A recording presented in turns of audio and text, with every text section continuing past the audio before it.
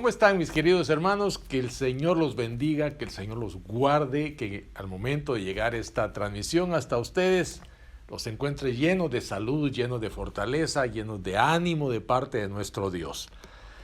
El día de hoy quiero compartir con ustedes un principio que tiene que ver con cómo nosotros estamos haciendo nuestros gastos. Yo no voy a decirles cómo deben hacerlos, cada uno debe tomar sus decisiones, pero hay sabiduría que nosotros podemos extraer de la palabra de Dios y de eso quiero hablar. En 2 Timoteo capítulo 2, versículos del 6 al 7 dice: el labrador para participar de los frutos debe trabajar primero. Y luego dice: considera lo que digo y el Señor te dé entendimiento en todo. Este es el orden establecido por Dios y por lo tanto es el orden correcto. Primero se produce y después se consume, no al revés. Este principio te ayudará a mantener alejado el endeudamiento de tu vida, ya que a la hora de comprar algo lo harás de contado cuando sea posible, habiendo ahorrado el dinero previamente. Y no te olvides que en la Biblia no figura la palabra crédito, pero sí la palabra deuda, y siempre esta está expresada en un sentido negativo. Este principio también alejará el empobrecimiento de tu vida, ya que te obligará a incrementar tus ingresos y hará que crezcas económicamente de forma genuina y no ficticia. Esto es muy importante, porque a veces cuando nosotros compramos cosas nos engañamos pensando que estamos generando ingresos por la multitud de cosas que tenemos, y no es así.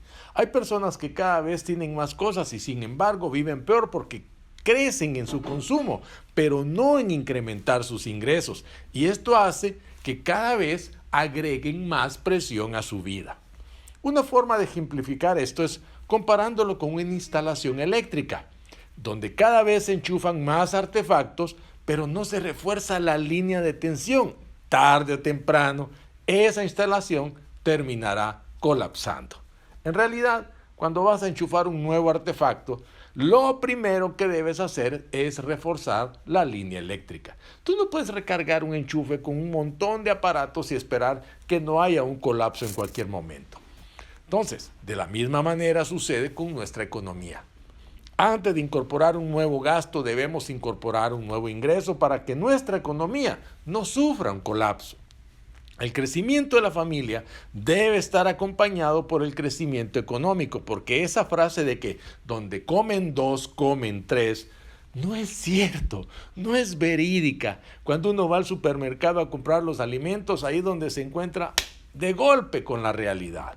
No está mal tener una mascota o que tus hijos estudien un instrumento musical o que decidas comprarte un carro, solamente que antes de hacerlo, incorpora un ingreso igual o mayor al que estas cosas te demandarán para su compra o su mantenimiento. ¿Por qué? Porque si solamente estás generando gastos, tarde o temprano vas a colapsar.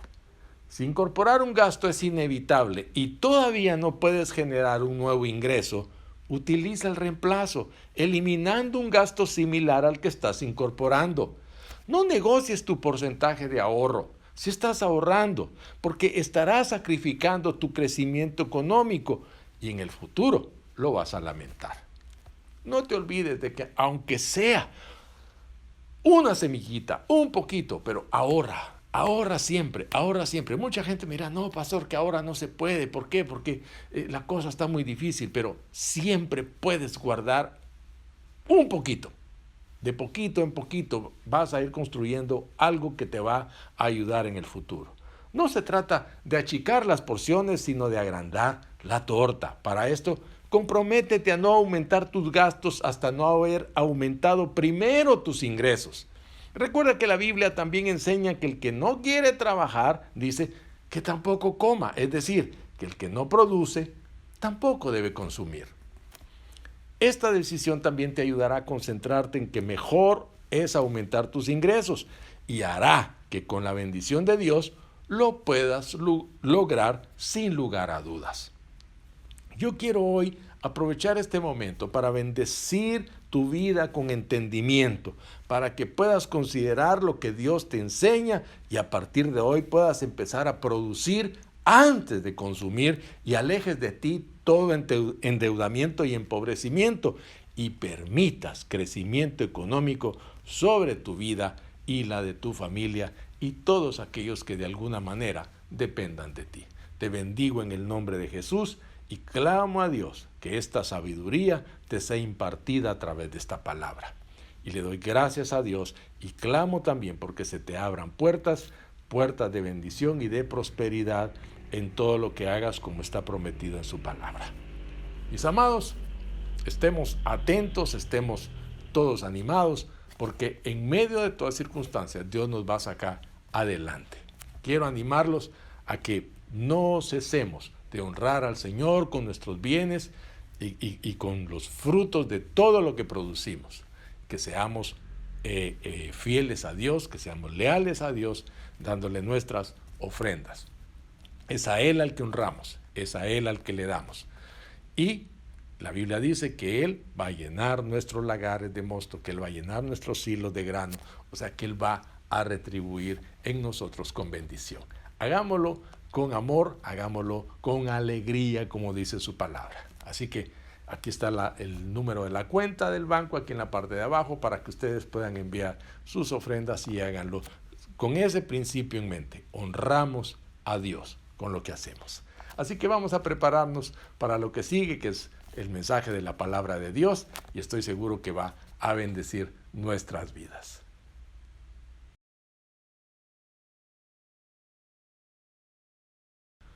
Bien, mis amados hermanos, vamos a ir entonces a la palabra del Señor y al mensaje que tenemos para el día de hoy, que estoy seguro va a edificar profundamente nuestras vidas. Como empezamos la semana pasada, en la carta a los Efesios, capítulo número 1. Vamos a entrar de lleno al estudio de esta preciosa epístola dirigida a estos hermanos por el apóstol Pablo. Voy a leer algunos versículos para comenzar y dice: Yo, Pablo, elegido por la voluntad de Dios para ser apóstol de Cristo Jesús, escribo esta carta al pueblo santo de Dios en Éfeso, fieles seguidores de Cristo Jesús, que Dios nuestro Padre y el Señor Jesucristo les den gracia y paz.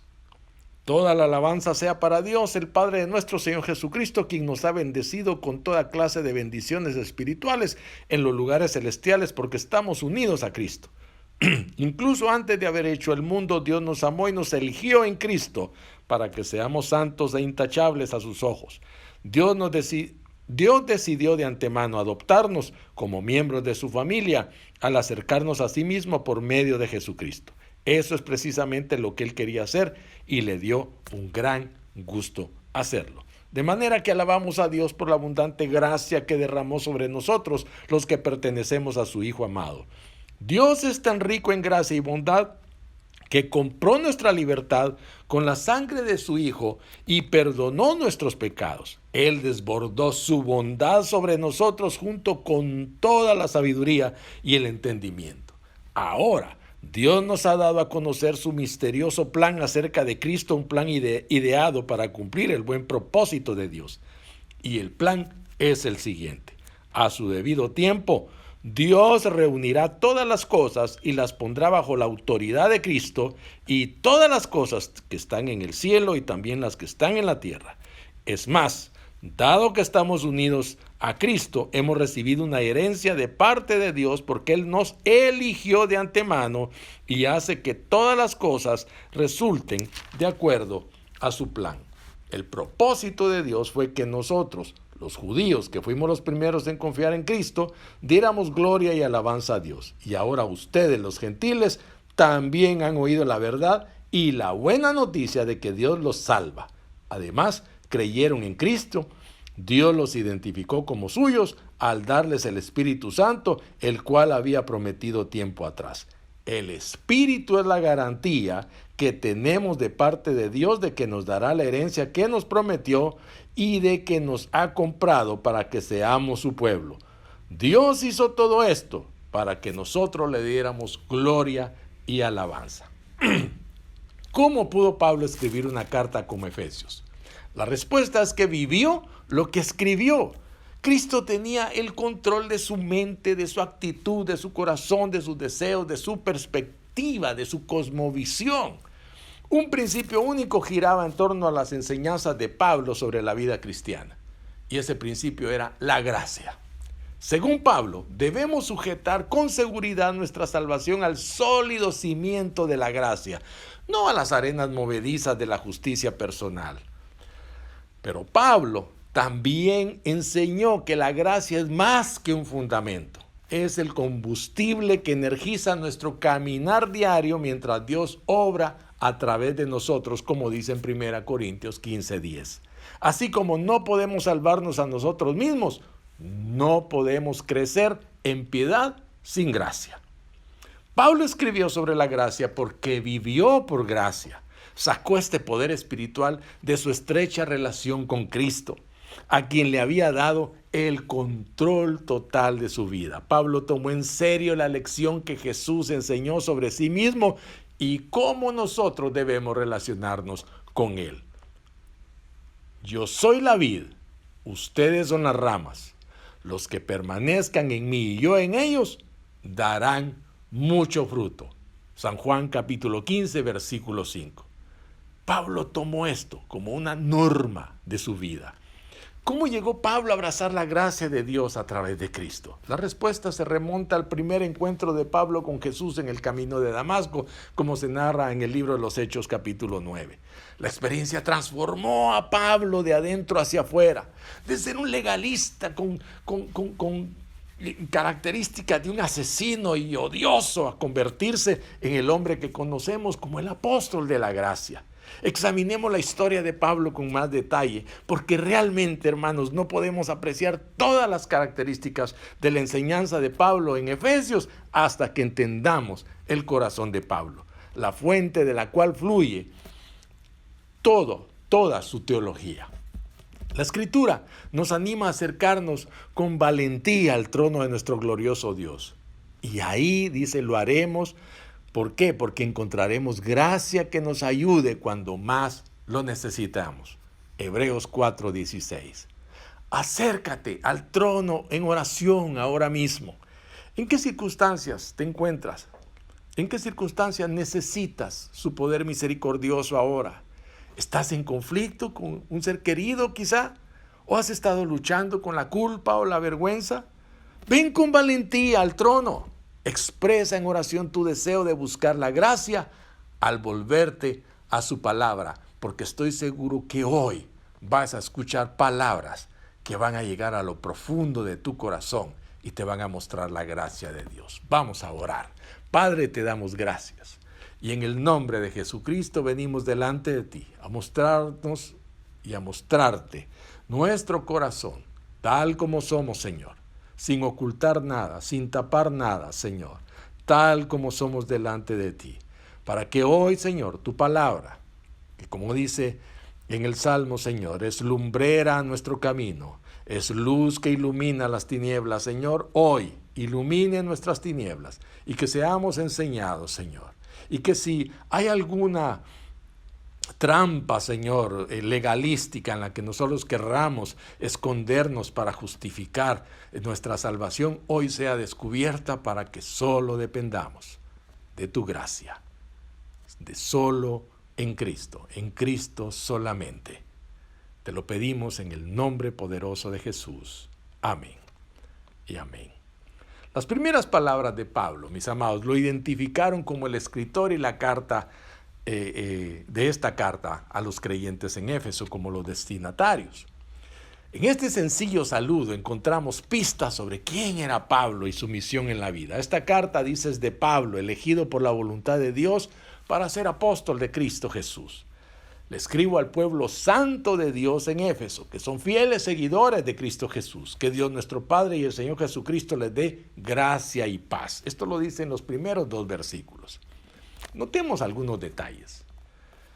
Podemos preguntarnos, ¿cuándo fue elegido Pablo? ¿Qué es un apóstol de Cristo? Examinemos los antecedentes de Pablo para encontrar alguna respuesta. Si vamos al libro de los Hechos, en el capítulo 7, el capítulo 8 también, y en el capítulo 22, y luego en Filipenses capítulo 3, versículos 5 y 6, y vamos a encontrar, primero que su nombre original era Saulo, era su nombre hebreo.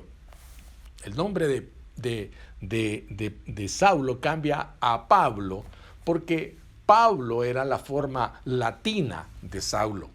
Era la forma en que él comenzó a identificarse en el Imperio Romano.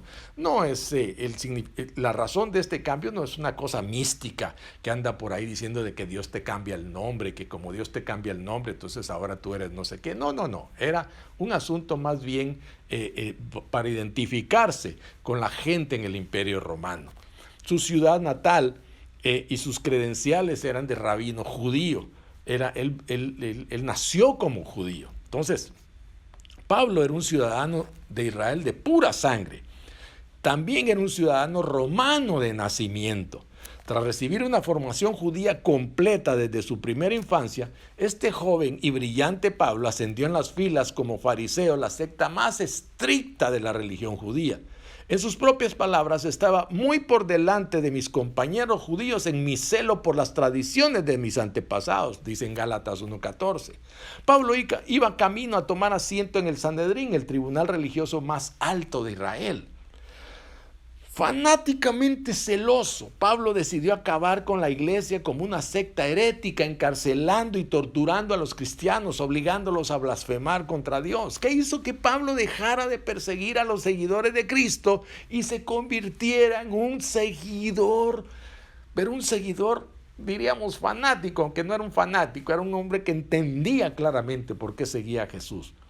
Y encontramos ese hecho en el capítulo 9, les decía, del libro de los Hechos. A través de este encuentro personal con Jesús, el celo militante de Pablo por la ley se fundió en un amor devoto por Cristo. ¿Cuántas veces, mira este detalle, cuántas veces menciona Pablo el nombre de Jesús en estos primeros versículos de Efesios? 3 veces. Y está saludando. Está presentándose y está saludando, pero en eso menciona 3 veces el nombre de Jesucristo. ¿Por qué? Porque en eso está demostrando él la completa sumisión que él tenía al nombre de Jesús. Eso sugiere la repetición que él tiene del nombre del Señor. En ese momento Dios reveló la misión de vida en aquel encuentro que tuvo Pablo con el Señor. Le revela la misión de su vida. Lo llamó a ser un mensajero, un apóstol a los gentiles. Cuando Pablo recibe este mensaje, él va directamente, él comienza a trabajar en eso hasta que hay un punto de quiebre en el que él deja de predicarle a los judíos para decir, nos vamos a los gentiles como Dios nos mandó. El encuentro de gracia de Pablo con Cristo transformó a este legalista violento en una nueva persona con una nueva vida. ¿Qué nos enseña esto? Que cuando Cristo entra en tu vida, te transforma. Todo tu futuro es cambiado. Toda tu ocupación se transforma. Toda tu razón de ser se altera. Toda tu actitud es cambiada. ¿Solo por quién? Por Cristo. Solo por Cristo. Es Él el que altera todo tu destino. Entonces, ¿cómo llamó Cristo a los apóstoles después de la resurrección? En la sección que vemos acá, las funciones a las que él llama a los apóstoles se las da claramente, los envía con misiones específicas a las naciones, a que prediquen el evangelio, a que hagan discípulos, a que bauticen a los hermanos, que les enseñen lo mismo que él les había enseñado. El nombramiento de Pablo en el camino de Damasco como el misionero a los gentiles lo calificó como apóstol y lo incluyó con los 12 como el fundamento de la iglesia, solo superado por Cristo mismo. Pueblo santo de Dios es una traducción de la palabra griega agios, como se dirige siempre Pablo a los hermanos, pueblo santo, traducida en la traducción de la Biblia americana Nueva Estándar. Ese traduce también esa palabra santos al pueblo de Dios y explica el significado de esta palabra como un individuo apartado para Dios. Eso es lo que significa santo, que ha sido apartado para el uso exclusivo de Dios. ¿Nos incluiría Pablo como pueblo santo de Dios a ti y a mí? Sí, tú eres pueblo santo de Dios. Muchos piensan que ser santo significa tener, yo no sé, un aura dorada alrededor de su cabeza o caminar a 2 metros del suelo como algunos legalistas pretenden que hacen, pero no es así. Nosotros somos santos porque Dios nos ha declarado santos. Entonces, ¿te consideras uno de los santos de Dios, un santo? ¿Qué significa ese título para ti personalmente? ¿Cuándo nos apartó Dios como sus santos? Dice en Efesios capítulo 2, versículo 10, cuando creímos en su Hijo, Dios nos puso en Cristo, nos puso en Él. En ese momento nos convertimos en santos de Dios. Aunque algunas veces no pareciera, la Biblia dice que ya lo somos. Entonces, esta frase, en Cristo Jesús y sus equivalentes, en Él, en Cristo o en el Señor, aparece 39 veces solo en esta carta a los Efesios y reflejan una profunda verdad teológica, mis amados. Solo por la gracia de Dios, a través de la fe, solo en Cristo, cada creyente es incorporado a Cristo. ¿Sí? No hay nada que hacer. Usted ha sido incorporado por la fe en Cristo, ha sido incorporado a Cristo. No merecemos nuestra posición en Cristo. Más bien, Dios nos la concede como un acto de gracia. ¿Qué significa la gracia? Es una bendición, un regalo inmerecido. ¿Y cuál es la conexión entre la gracia y la paz? Dice, cuando le dijiste que sí al Señor Jesucristo, Dios te acogió en los suyos y te colocó en su Hijo amado, de modo que las cosas que Él ve en su Hijo, las ve ahora en ti. A esto se le llama posición en Cristo. Estás en Cristo. Cuando el Señor te ve a ti, a quien ve es a Cristo en ti. ¿Tú por qué? Porque tú estás en Cristo. Entonces, estar en Cristo es estar unido a Cristo, así como los pámpanos se unen a la vid, como narra Juan capítulo 15, y todos los miembros del cuerpo de una persona se unen a la cabeza. Veamos más de cerca esta analogía. Según los siguientes versículos, ¿cuáles son las implicaciones de nuestra posición? Escucha estos pasajes. De nuestra posición como miembros del cuerpo de Cristo, con Cristo como cabeza. Escucha este pasaje. Efesios capítulo 4, versículos 15 al 16. Dice, sino para que profesemos la verdad en amor y crezcamos en todo en Cristo, que es la cabeza, de quien todo el cuerpo, bien concertado y unido entre sí por todas las coyunturas que se ayudan mutuamente, según la actividad propia de cada miembro, recibe su crecimiento para ir edificándose en amor. Colosenses 1, 18. Él es la cabeza del cuerpo, que es la iglesia. Él es el principio, el primogénito de entre los muertos, para tener la preeminencia en todo. Pablo pudo escribir tan elocuentemente sobre la vida en Cristo, porque por la gracia de Dios, Pablo vivió todos los días unido a Cristo como su cabeza, su máxima autoridad. Y nosotros, mis amados hermanos, también podemos. Así que hay 3 pensamientos que yo quiero dejarte para recordar. Hemos descargado una gran cantidad de teología de Efesios y solo hemos cubierto los primeros 2 versículos. Solo hemos hablado del saludo. Por eso he llamado a este mensaje descargando el embarque de teología. Apenas abrimos el contenedor para comenzar a sacar y solo leímos el saludo. Entonces, un pensamiento es que estudiar Efesios transformará tu vida ayudándote a establecer una base teológica sólida. Cuando tú estudias Efesios, no vas a sustentar ni tu fe ni tu creencia en un mensaje motivacional. Lo vas a sustentar en una teología sana, fuerte, sustentada por la palabra de Dios. El segundo pensamiento. Sobre estas verdades construimos un amor de por vida por Cristo, que es la meta. El corazón de Pablo estaba completamente dedicado a Cristo. ¿Qué meta mayor hay que esta, mis amados hermanos? Que hasta el último de nuestros días amemos a Cristo con todas las fuerzas de nuestro corazón. Que el último día de nuestra vida, nuestro último pensamiento sea: Señor, estoy a punto de verte, estoy a punto de encontrarme contigo. Te he amado y voy a verte ahora. Y el tercer pensamiento es: Cristo tenía control sobre la mente de Pablo, sobre su actitud, sobre sus deseos, sobre su motivación y su perspectiva. Ahora, ¿qué significa para ti que Cristo tenga el control de cada parte de tu vida? Si lo tenía en este hombre, ¿tú crees que lo puede tener sobre nosotros? Por supuesto que sí.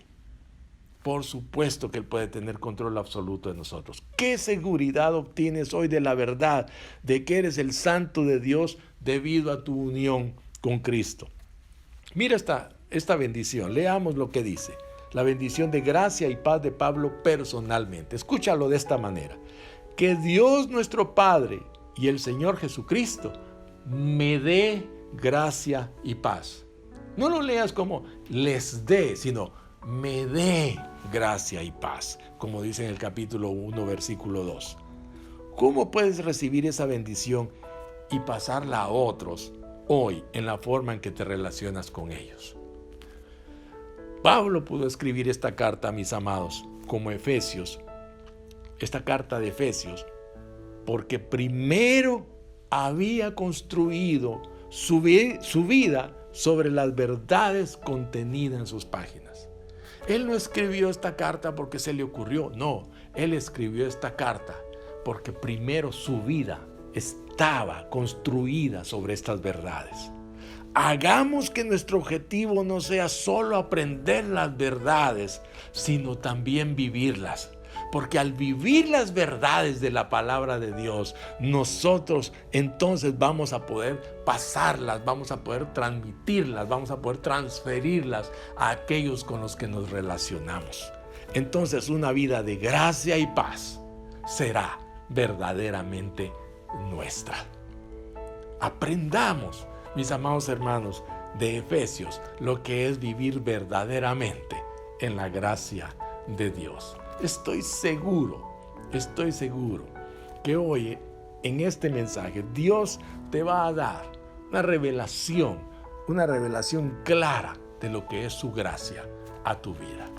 Tú que viniste y abriste esta transmisión buscando al Señor, estoy seguro que Él se ha revelado a tu vida hoy.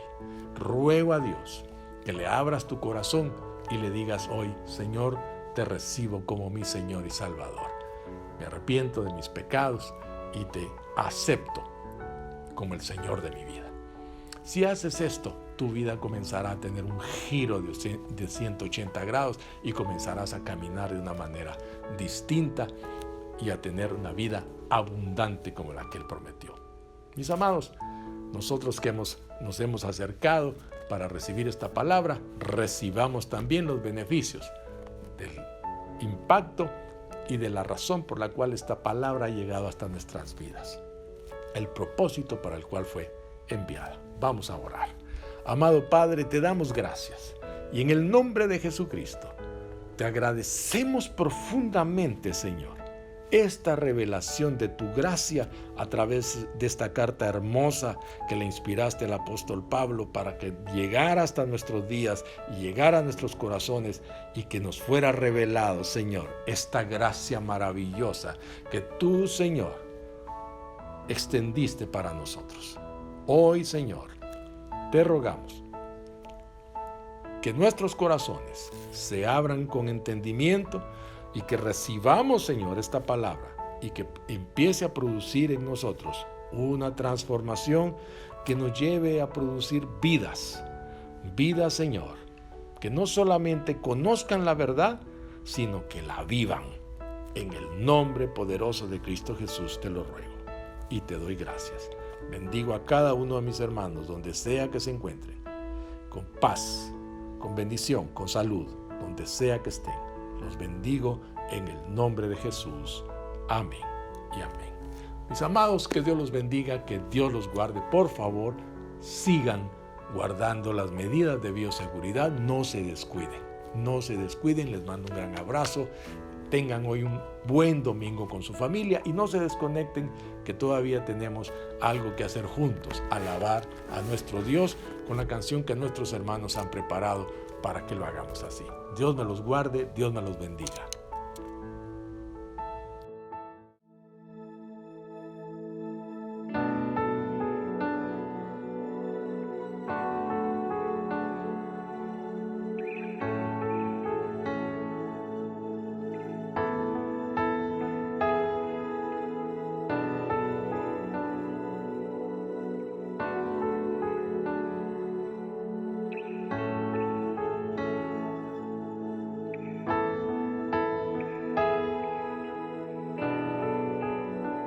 Aquí estoy quieta en el secreto, mientras Dios hace su obra en mí. Aquí permanezco adorando al Maestro, su firme amor nunca